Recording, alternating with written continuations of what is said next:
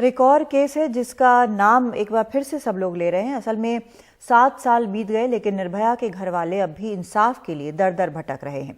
जिस केस को लेकर पूरे देश में गुस्सा था, आखिर क्यों उसी केस को अंजाम तक पहुंचने में देरी हो रही है? मुकेश सिंगर की खास रिपोर्ट।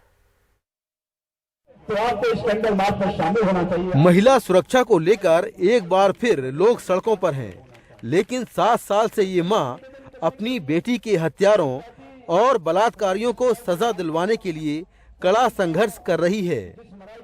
निर्भया, जिसे लेकर पूरे देश में लोग सड़कों पर उतरे थे, उसे आज भी इंसाफ की दरकार है। ये मामला अदालतों और कानूनी दाव पेच के बीच कहीं झूल रहा है।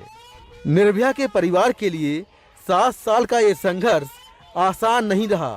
शब्द में नहीं बता सकती मुझे कितना संघर्ष करना पड़ा है। आज भी मैं कोर्ट में, किसी रोड पे, किसी मंत्रालय में हाथ जोड़ के खड़ी हूँ कि मुझे इंसाफ चाहिए।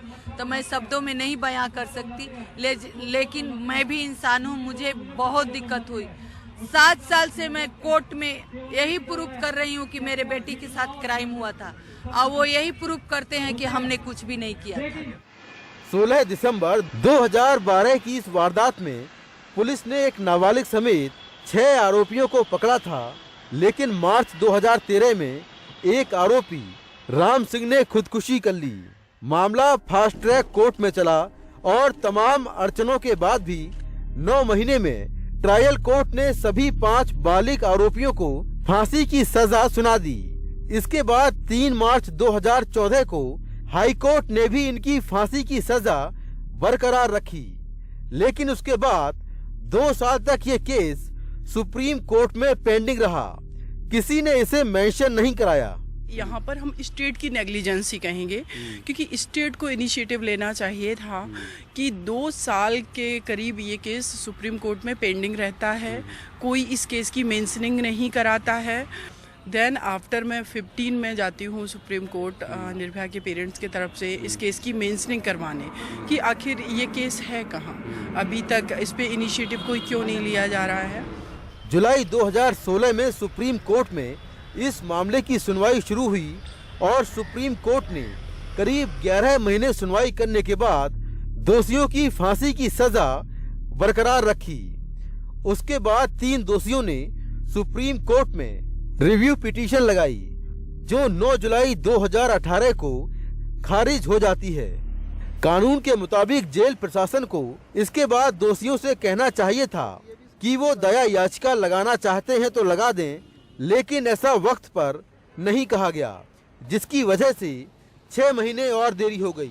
यहाँ पर जो लॉ है वो कहता है कि विद इन 7 डेज जब उनका रिव्यू डिसमिस हुआ तो जो तिहाड़ जेल प्रशासन है उनको उन कन्विक्टेड को नोटिस करना चाहिए था कि 7 डेज का आपके पास टाइम है मर्सी फाइल करने का।